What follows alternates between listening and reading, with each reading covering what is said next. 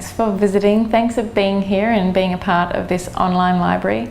I'm excited about all the content that's here to share with you. I wanted to share something with you, if I could, just before you roll out your mat. And that is just a little bit around the practice of yoga and how it filtrates into your life. How what we do on our mat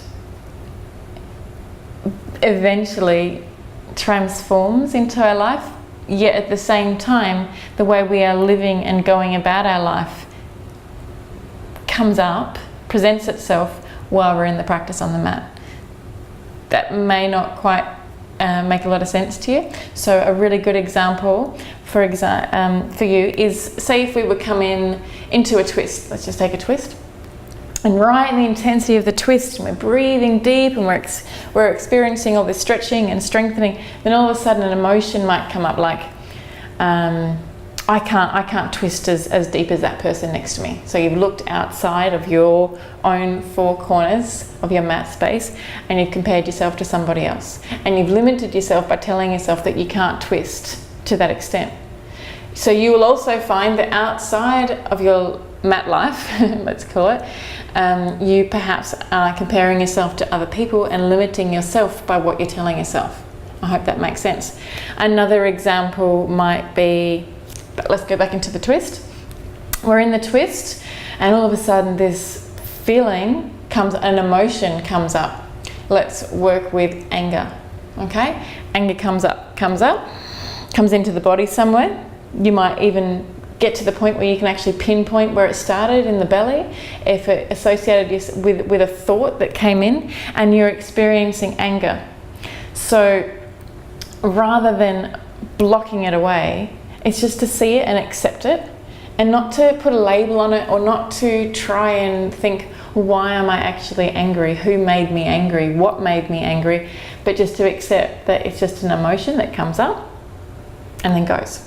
So I always recommend clients that you just sit with that emotion, sit with it coming up. Feel it, see and notice where you're feeling it and where you're experiencing it. And then in its own time, it will just melt and pass away, like any thought. Passing thought about food, passing thought about a friend, a passing thought about what I'm going to do after this yoga class. Yeah, we want to start to notice the thoughts, and that's where we start to become mindful. So people are talking about being mindful. That's where we notice our thoughts.